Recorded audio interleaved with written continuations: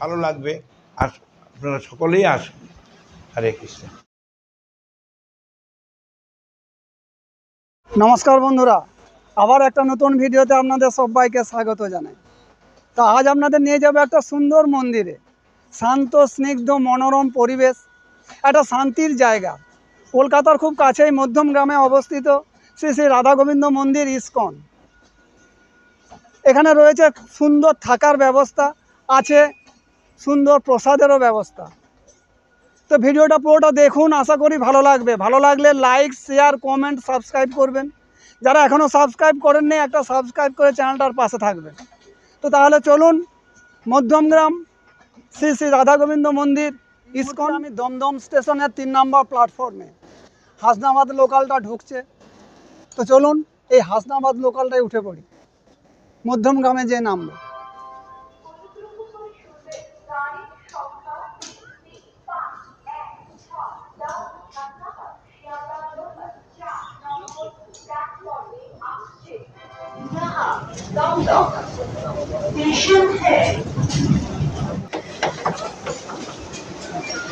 হাসনাবাদ লোকালে উঠলাম, খুব একটা ভিড় নেই, ফাঁকাই আছে। চলুন বসে পড়ি। এখানে একটা ছোট্ট ইনফরমেশান দিয়ে রাখি। শিয়ালদা থেকে মধ্যমগ্রামের দূরত্ব প্রায় 21 কিলোমিটার। শিয়ালদা থেকে মধ্যমগ্রাম 9টা স্টেশন।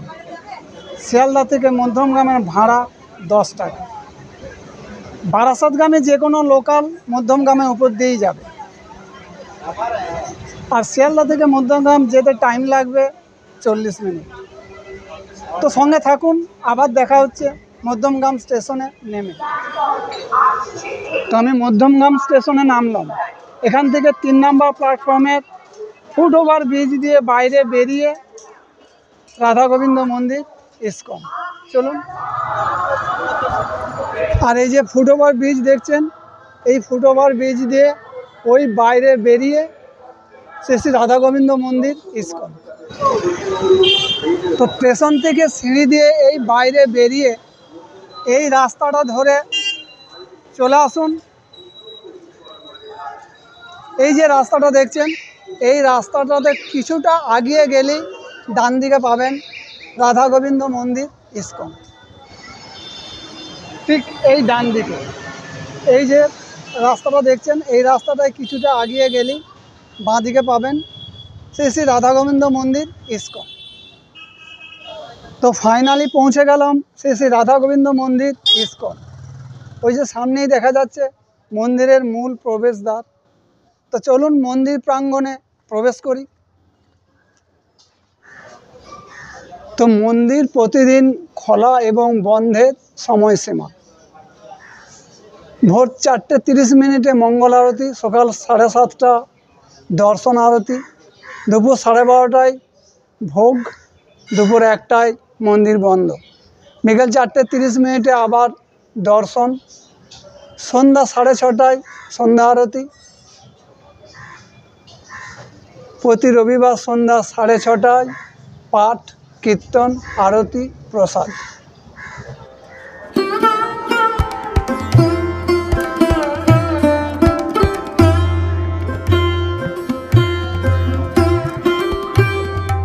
আর এখানে জুতো রাখার জায়গা। এখানে জুতো রেখে নিশ্চিন্তে মন্দিরে যান, কোনো অসুবিধা নেই। আর ঠিক জুতো রাখার পাশেই হাত ধোয়ার জায়গা, এই যে দেখতেই পাচ্ছেন। আর মন্দিরে যেতে গেলে তো হাত ধুয়েই যেতে হয়। তো এই ইস্কন রাধা গোবিন্দ মন্দির দোতলায়। তো এই সিঁড়ি দিয়ে উপরে উঠে মন্দিরের গর্ভগৃহ। তো তাহলে চলুন।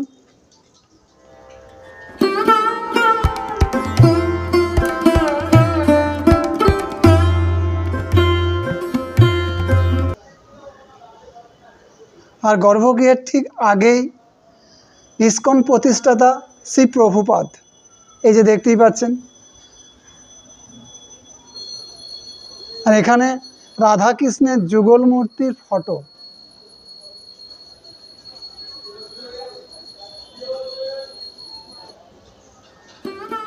তো মন্দিরের এখন ভোগ নিবেদন হচ্ছে, তাই পর্দা দেওয়া আছে।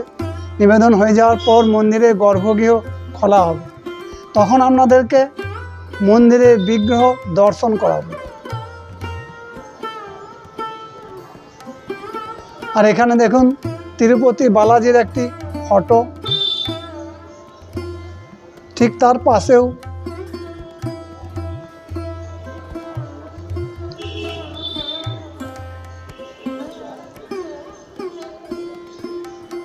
আর দেওয়ালে আঁকা পৌরাণিক ছবি, এই যে দেখতেই পাচ্ছেন।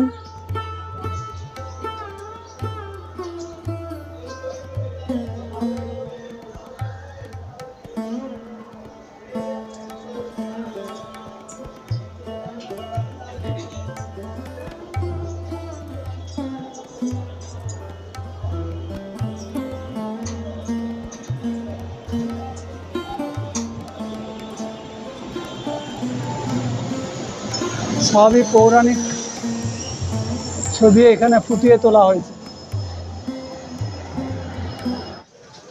তো চলুন এরপর মন্দিরের গর্ভগৃহে রাধা গোবিন্দকে দর্শন করাই আপনাদের।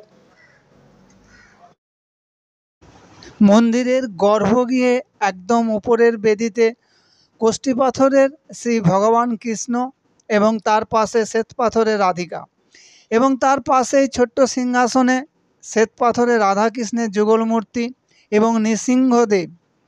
ভগবান কৃষ্ণের ডান দিকে নিচে ধবলী গাই এবং তার নিচের বেদিতে রয়েছেন শ্বেত পাথরের গৌর নিতাই, ঠিক তার পাশেই শ্রী জগন্নাথ, দেবী সুভদ্রা, শ্রী বলরাম, ঠিক তার পাশেই সিংহাসনে অষ্টধাতুর গোপালজি, ঠিক তার পাশেও অষ্টধাতুর গোপালজির মূর্তি, ঠিক তার পাশে রামশিলা রামলাল, এবং তার পাশে রয়েছে শ্বেত পাথরের গৌর নিতাই। আর একদম নিচের বেদিতে শ্রী প্রভুপাদ এবং শ্রী গুরু পরম্পরা।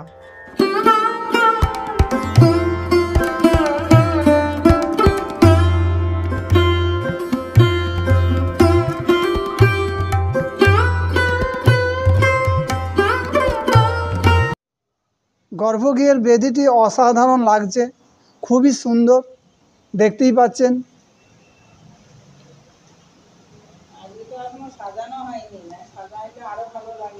ও, আপনি এখানেই থাকেন তাই তো? আর এই রাধা গোবিন্দের সেবা করেন?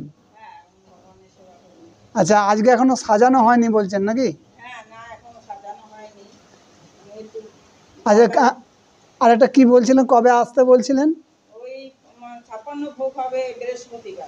ও, বৃহস্পতিবার 56 ভোগ হবে। কখন সেটা? দুপুরে। আচ্ছা আচ্ছা, তাহলে ওই সময় আসতে হবে। আচ্ছা আচ্ছা।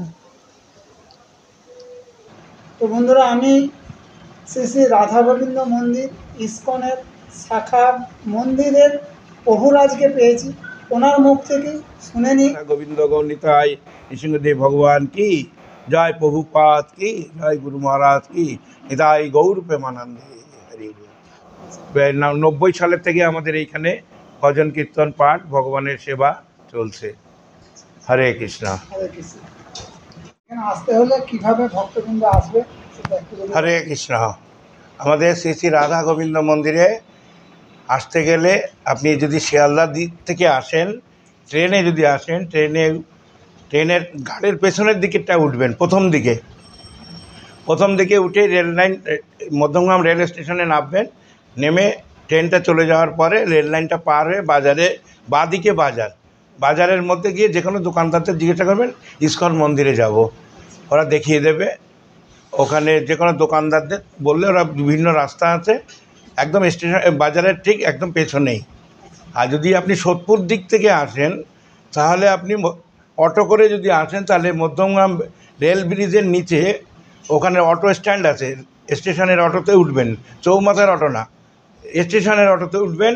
তাহলে লাস্ট স্টপেজে নেমে ওখানে পাশে উত্তরায়ণ লেখা, আমাদের পাড়ার নাম, ওখানে গিয়ে ইস্কনের মন্দির বললে দেখিয়ে দেবে। আর যদি চৌমাথা কলকাতার দিক থেকে আপনি যদি যশোর রোড দিয়ে আসেন, ভিআইপি দিয়ে আপনি যদি বাগুইহাটি হয়ে মধ্যমগ্রাম চৌমাথায় নামবেন, ওখানে নেমে আপনি ওখানে অটোওয়ালারা দাঁড়িয়ে থাকে, ওখানে বলবেন 10 টাকা নেবে, আপনার রেল স্টেশনে আসবেন। রেল স্টেশনে এসে রেল লাইনটা ক্রস করে বাজারের পিছনে ইস্কন মন্দির, শ্রী শ্রী রাধা গোবিন্দ মন্দির। আপনারা সকলে আসুন, সবাইকে নিয়ে আসবেন। আপনারা ইউটিউব সার্চ করলে ইস্কন মধ্যমগ্রাম করলে সবাই আপনারা দেখতে পারবেন। আচ্ছা, আরেকটা বলছিলাম যে ওই যে গেস্ট হাউসে কেবলমাত্র ভক্তবৃন্দরাই থাকতে পারে? না, ভক্ত ছাড়াও থাকতে পারে, কিন্তু আমাদের কিছু কিছু রেস্ট্রিকশান আছে। চা, পান, বিড়ি, সিগারেট চলবে না, কোনো রকম আমিষ জাতীয় জিনিস চলবে না। আমাদের ভগবানের প্রসাদটাই পেতে হবে আপনাকে। সে যদি আপনি মন্দিরে নাও পান, অন্য জায়গাতে যদি অন্য কিছু খেয়ে আসেন, তাতেও আমাদের আপত্তি নেই, কিন্তু আমাদের মন্দিরের মধ্যে আমাদের ওইসব জিনিস অ্যালাউ নেই। আসুন, ভালো লাগবে, আপনারা সকলেই আসুন। হরে কৃষ্ণ। তো এই সিঁড়ি দিয়ে চলুন উপরে 3 তলায়। এর পরিচর্যা কারা করেন? আপনারাই করেন? এই জল দেওয়া, পরিষ্কার পরিচ্ছন্ন করা? আচ্ছা আচ্ছা।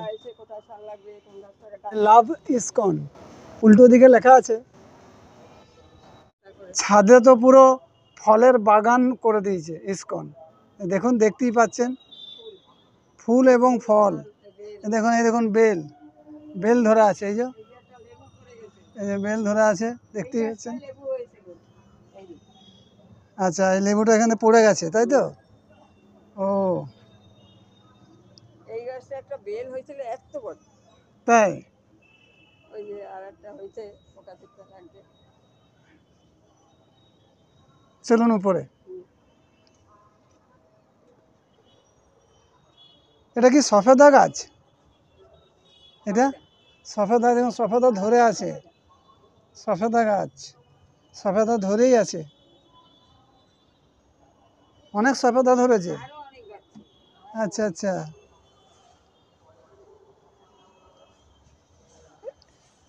এটা কাগজি লেবু না বাতাবি লেবু? এটা গন্ধ লেবু। গন্ধরাজ লেবু। আচ্ছা আচ্ছা। আর এটা সফেদা গাছ। এ অনেক ফুল এসছে, সফেদা ধরবে এরপর। হ্যাঁ। এটা পাতি লেবু নাকি? পাতি লেবুর গাছ। আর এখানে পেয়ারা গাছ। এটা ফুলের গাছ, এটাও পেয়ারা গাছ। এইটা বেদানা গাছ, বেদানা ধরেনি।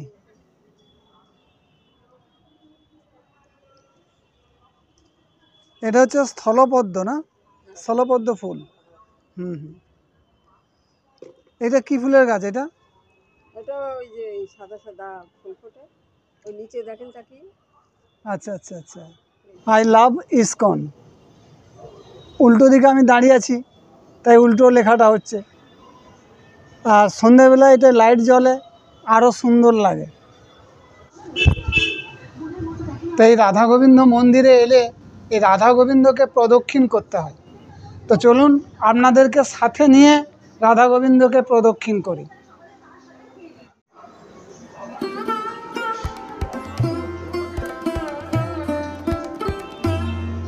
রাধা গোবিন্দকে প্রদক্ষিণ শুরু করলাম, আপনারাও সঙ্গে থাকুন। আর সবসময় মায়াপুর ইসকনে ছুটে যেতে হবে কেন? মধ্যমগ্রামেও তো ইসকন রয়েছে, মধ্যমগ্রামেও তো এখানে রাধা গোবিন্দ রয়েছে। এখানে আপনারা আসুন, রাধা গোবিন্দকে দর্শন করুন, রাধা গোবিন্দকে প্রণাম করুন, রাধা গোবিন্দকে মনের ইচ্ছা জানান। রাধা গোবিন্দ সবার ভালো করবে।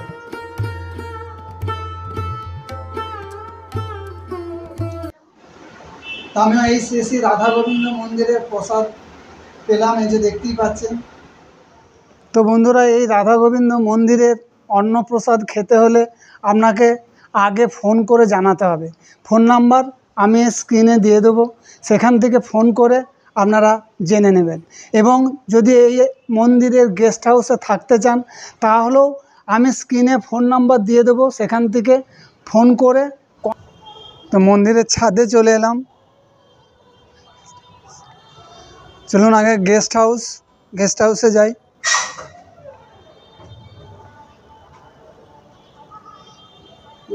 রুমটা খুবই সুন্দর, দেখতেই পাচ্ছেন। দুটো বেড, পরিষ্কার পরিচ্ছন্ন, ফ্যান আছে, এসিও আছে, ওই যে দেখা যাচ্ছে।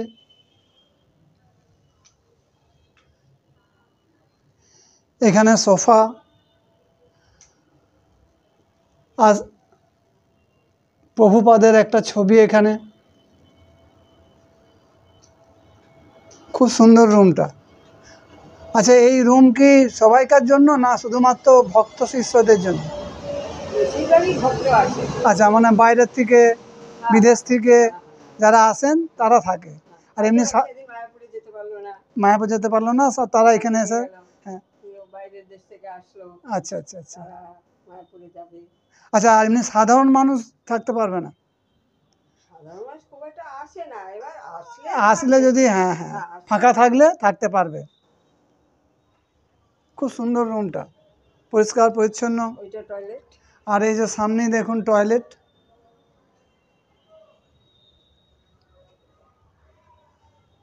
টয়লেটটাও বেশ পরিষ্কার পরিচ্ছন্ন।